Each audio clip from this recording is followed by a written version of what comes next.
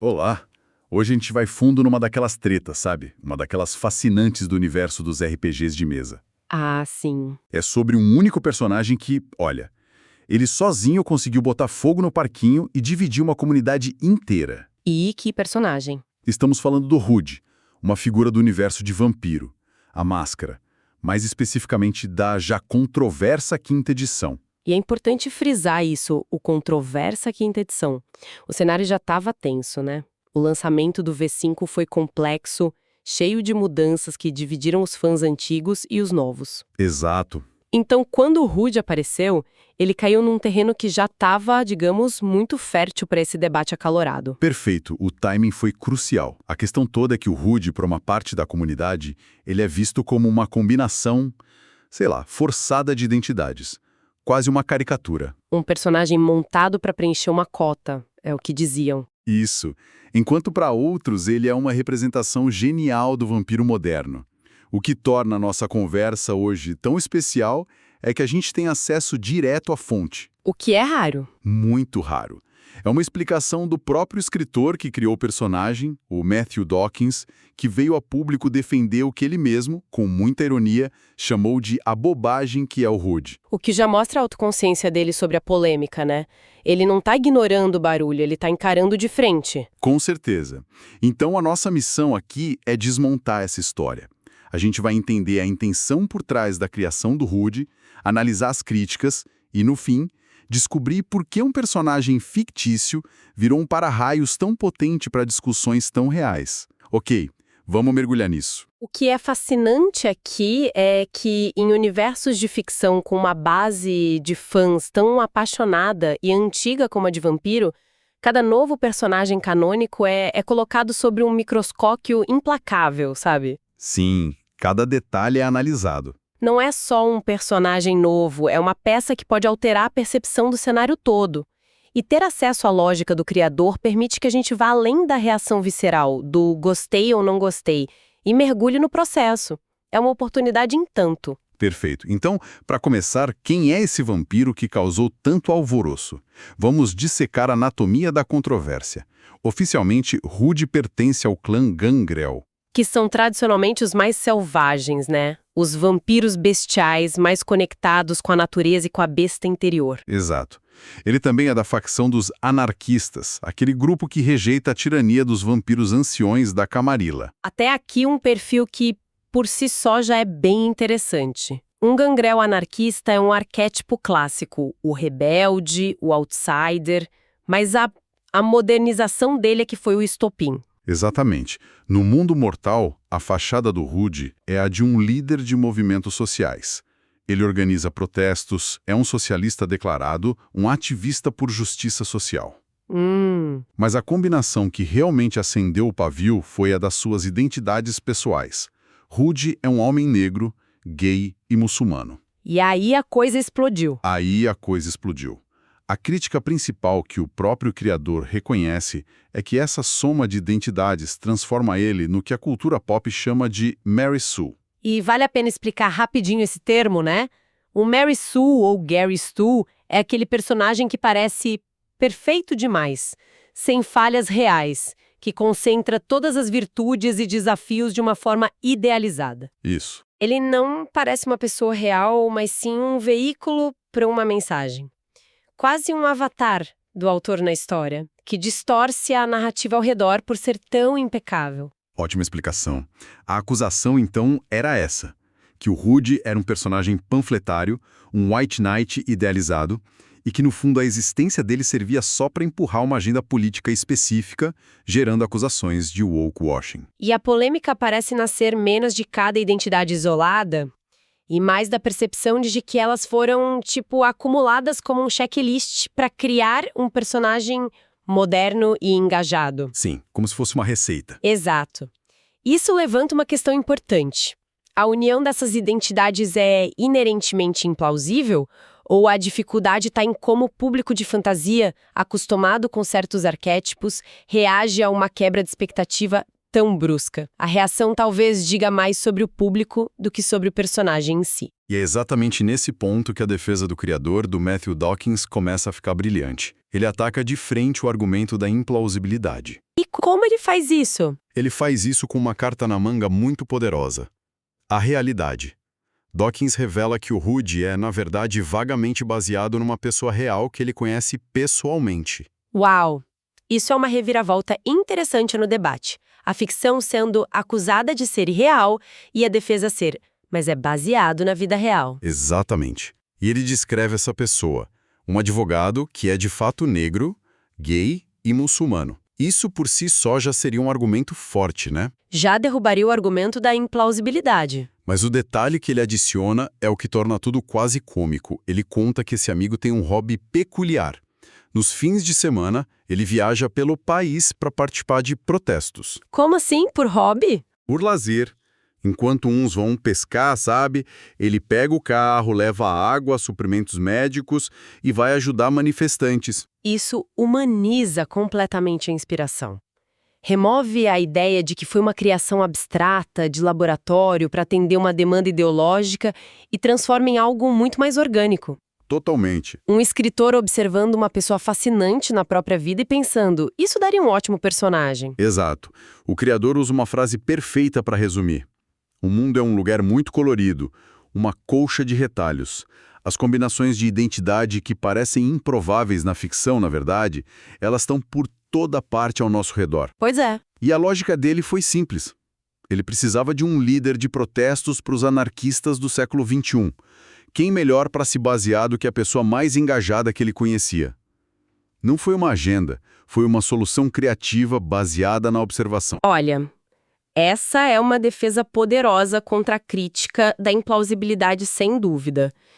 Mas, sendo a advogada do diabo por um instante, Por favor. isso também levanta outra questão.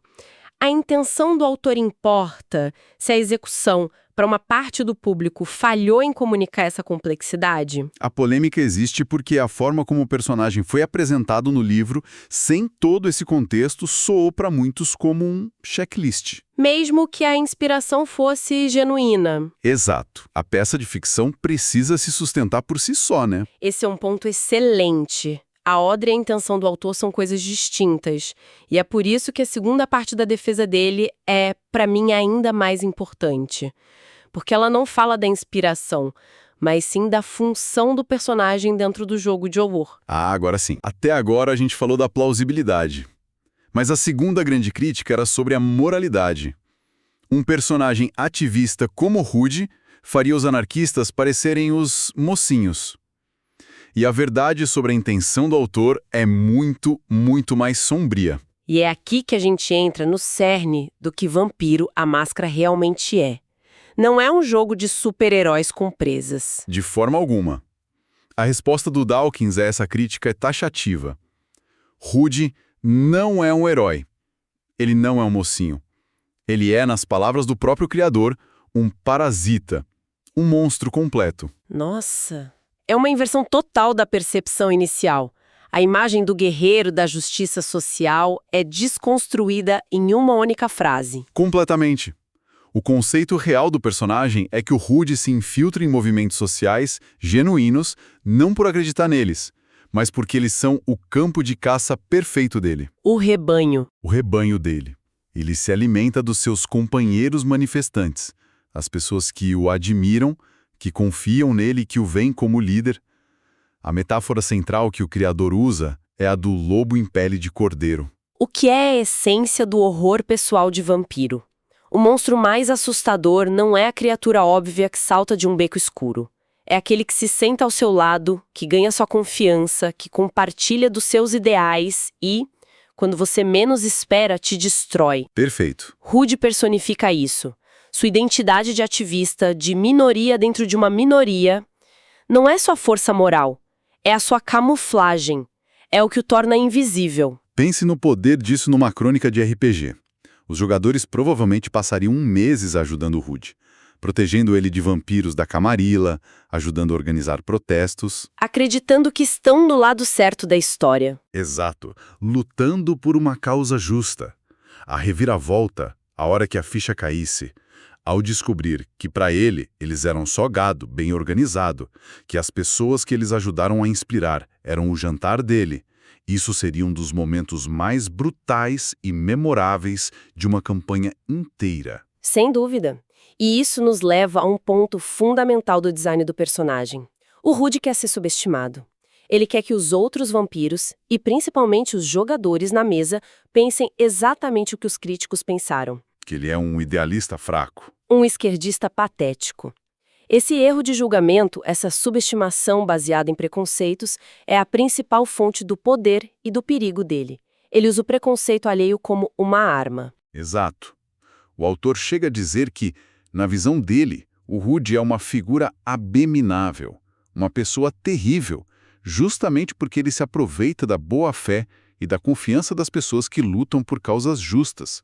Ele corrompe o que há de melhor nas pessoas para satisfazer o que há de pior nele. O que o transforma num antagonista infinitamente mais complexo e assustador do que um vilão genérico de capa e cartola. Ele é um monstro para os tempos atuais. E essa necessidade de ler o subtexto, de dissecar um argumento e separar a aparência da intenção real, é uma habilidade poderosa. É uma das coisas que tornam o RPG de mesa uma atividade tão envolvente e intelectualmente estimulante. É um exercício constante de pensamento crítico. Totalmente. Uma capacidade de análise muito similar àquela exigida em desafios acadêmicos e profissionais de alto nível. Você recebe um conjunto de informações e precisa entender o que está por baixo da superfície. Exatamente. E essa ponte é interessante, porque, assim, quem gosta desse tipo de desafio nos jogos, de ir além do superficial, geralmente é uma pessoa mais criativa, mais inteligente e muito envolvida com leitura, né? Com certeza. Um perfil que raciocina de forma crítica. Isso. E esse perfil de raciocínio crítico, de ir além do superficial, combina muito com quem precisa estudar para provas e concursos de alto nível, seja vestibular, concurso público, carreira militar, OAB ou residência médica. É o mesmo músculo mental sendo exercitado. Faz todo sentido. Se você que nos ouve é estudante e quer se preparar de verdade, entra agora em medclub.com.br, baixe o app e aproveita o maior banco de questões do Brasil, com provas anteriores de todas as instituições, questões comentadas, resumos práticos, aulas completas e flashcards prontos para revisar onde quiser. Uma ferramenta para quem leva o conhecimento a sério, seja na ficção ou nos desafios da vida real. Perfeito. Voltando à nossa análise. Então, o que tudo isso significa no quadro geral? Para além do personagem Rudy, essa controvérsia toda revela uma filosofia mais ampla do autor sobre o que os vampiros deveriam ser no mundo moderno. Ele defende que os vampiros devem ser tão variados e diversos quanto os próprios seres humanos. O que é uma ruptura necessária com os arquétipos que por décadas dominaram o gênero, né? O vampiro gótico, o aristocrata, o sedutor são clássicos, mas o século XXI exige monstros novos. Exatamente. Ele diz que nem todo vampiro precisa ser um predador velho e rico em um terno, morando numa cobertura de luxo, ou um ser misterioso escondido num beco. E o Rudy é o quê, então? O Rudy representa o arquétipo do gangrel moderno. O gangrel clássico se escondia na selva, entre os lobos.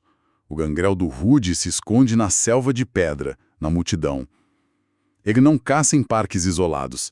Ele caça onde as presas são mais abundantes, mais vulneráveis e, ironicamente, mais engajadas, no meio de um movimento, de uma causa. E isso subverte o clichê do gangrel de uma forma brilhante. O gangrel, tradicionalmente, é o sobrevivente solitário, o lobo que anda só. Rudy é o oposto. Ele é um predador social que precisa do rebanho para sobreviver e prosperar. Bem colocado. Ele é a prova de que a besta interior não precisa se manifestar como garras e fúria. Ela pode se manifestar como manipulação carismática e uma fome predatória escondida atrás de um discurso de esperança. Com isso, a defesa do criador se fecha de uma forma muito coesa. Ele se mantém firme, afirmando que não pede desculpas pela existência do Rudy. Na visão dele, a incompreensão do personagem não é uma falha de design. Mas uma falha na leitura crítica do subtexto. Exatamente.